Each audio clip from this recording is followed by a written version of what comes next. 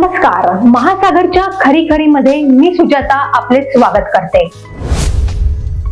आपल्या देशाचे गृहमंत्री अमित शहा यांनी महाराष्ट्राचे भावी मुख्यमंत्री म्हणून महायुतीच्या देवेंद्र फडणवीस यांचे नाव घोषित केलेले आहे। महायुतीला बहुमत मिळाले किंवा बहुमत मिळण्याची आशा असली तर महाराष्ट्राचे भावी मुख्यमंत्री म्हणून देवेंद्र फडणवीस यांच्या नावाची घोषणा अमित शहा यांनी करावी, याला तसे फार महत्त्व आहे। देवेंद्र फडणवीस 2014 ते 2019 अशी पूर्ण 5 वर्ष मुख्यमंत्री होते। एक वसंतराव नाईक सोडले तर महाराष्ट्राला सलग 5 वर्षांचा कालावधी पूर्ण करणारा मुख्यमंत्री लाभला नव्हता। वसंतराव नाईक यांचा काळ वेगळा होता, तेव्हा पक्षांतर्गत स्पर्धा असूनही मुख्यमंत्री पदावर अल्पसंख्याक समाजाचे असलेले वसंतराव नाईक 3 वेळा शपथ घेत झालेले होते। 2019 सालीही भाजप आणि शिवसेना यांना बहुमत मिळाले होते, पण कुठेतरी बिनसले आणि देवेंद्रजींचे मुख्यमंत्रीपद घसरले ते घसरले। त्यानंतरच्या 2.5 वर्षांच्या महाविकास आघाडीचा इतिहास सर्वज्ञात आहे। कधी नव्हे ते ठाकरे कुलोत्पन्न हिंदू हृदय सम्राट बाळासाहेब ठाकरे यांचे कनिष्ठ चिरंजीव उद्धवराव मुख्यमंत्री पदावर आरूढ झाले। लगेच उद्धवरावांनी मंत्रिमंडळ बनवले आणि त्यात आपले खास एकनाथ शिंदे यांना महत्त्वाची खाती देऊन टाकले। त्या महत्त्वाच्या खात्यांमध्ये अतिमहत्त्वाचे शहर नियोजन आणि विकास हे खाते सुद्धा दिले। आतापर्यंतच्या सर्व मुख्यमंत्र्यांनी हे खाते विचार करून जाणीवपूर्वक आपल्याकडेच ठेवले होते। मुंबई पुण्यासारख्या शहरातील शहर नियोजन व विकास खाते ज्यांच्याकडे असते तो माणूस देशातील सर्वाधिक शक्तिशाली मंत्री असतो। 2.5 वर्षानंतर जेव्हा सुरत आणि गुवाहाटी प्रकरण झाले तेव्हा उद्धवजींना आपली चूक कळली असावे। त्यानंतर सत्ता परिवर्तन होताना त्या परिवर्तनाचे शिल्पकार देवेंद्र फडणवीस हेच मुख्यमंत्री बनतील अशी अगदी दुपारपर्यंत आशा होते। त्यानंतर कुठून कुठे कशी कळ फिरली आणि त्यानंतर एकनाथ शिंदे यांना मुख्यमंत्री पदावर बसवून संपूर्ण सत्ता बहाल करण्यात आले। मग शिंदे यांच्याकडे मुख्यमंत्री पद आले आणि शहर विकास आणि नियोजन विभाग तर त्यांच्याकडे होताच होता। आता निवडणुकीच्या ऐन तोंडावर उद्धवजींनी केलेली चूक मुख्यमंत्रीपदी शिंदे यांना घेऊन घोडचूक ठरली की काय असे भारतीय जनता पक्षाला सध्या तरी वाटत आहे।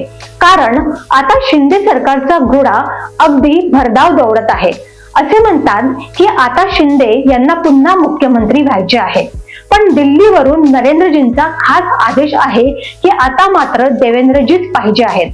2014 ते 2019 या 5 वर्षात देवेंद्रजींनी अनेक कल्याणकारी योजना महाराष्ट्राला दिल्या, जनतेला मोलाची अशी वैद्यकीय सेवा सुद्धा दिली। पण त्यांच्या पदरी 2019 किंवा सत्तापलट झाल्यावर 2022 ला सुद्धा मुख्यमंत्री पदाची खुर्ची आली नाही।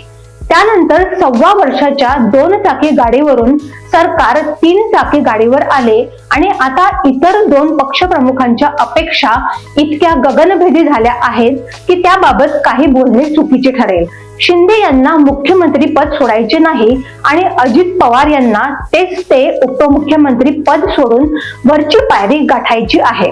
पण त्या गाडीचे खरे वारस सर्वाधिक जागा लढवणाऱ्या पक्षाचे सर्वमान्य नेते देवेंद्र फडणवीस हेच राहतील हे आता भारतीय जनता पक्षाच्या वरिष्ठांनाही मान्य करावे लागत आहे। सध्याच्या परिस्थितीत देवेंद्र फडणवीस यांच्यासारख्या बहुश्रुत व्यक्तिमत्वाला महाराष्ट्रात तोड नाही। फक्त जात सोडली तर त्यांच्या समोर इतर सर्व बडबडे नेते नवजात वाटतात। यामुळेच आता प्रचंड यंत्रणा उभारून राष्ट्रीय स्वयंसेवक संघाचा आशीर्वाद घेऊन भारतीय जनता पक्ष प्रणित युतीला संधी मिळाली तर देवेंद्रजी यांच्याशिवाय दुसरा पर्याय दिसत नाही। महाराष्ट्रात अजूनही अनेक ठिकाणी नियमित जलपूर्ती होत नाही। राष्ट्रीय महामार्ग सोडले तर इतर मार्गावरील बऱ्याचशा सडका अगदी बेहाल आहेत। त्यामुळेच दळणवळण म्हणजेच यातायात अतिशय कठीण झालेली आहे। राज्यात पर्यावरण बिघडत चाललेले आहे। हवेच्या प्रदूषणासह ध्वनी प्रदूषणाच्या कर्कश मारामुळे कित्येकांचे कान बहिरे झालेले आहेत। येत्या काळात राजकीय दृष्ट्या पूर्वी केलेल्या घोषणांची परिपूर्ती करणे गरजेचे झालेले आहे। त्यामुळेच देवेंद्र फडणवीस हेच एकमात्र समस्यामुक्त महाराष्ट्राच्या दिशेने पाऊल टाकणारे मुख्यमंत्री ठरू शकतात। मतदार राजा आता कोणता कौल देतो ते 23 तारखेला कळेल। यासोबतच युतीला वाटते की आपल्यात सारे काही फळेल आणि त्याचे फळ देवेंद्र फडणवीस असतील अशी सर्वांनाच आशा वाटते। आशामुखी अमरधन। अशाच घडामोडींसाठी बघत रहा महासागर। अजूनही तुम्ही आमच्या चॅनलला सबस्क्राईब केलं नसेल तर लगेच सबस्क्राईब करा, लाईक करा आणि बघत रहा महासागर। नमस्कार।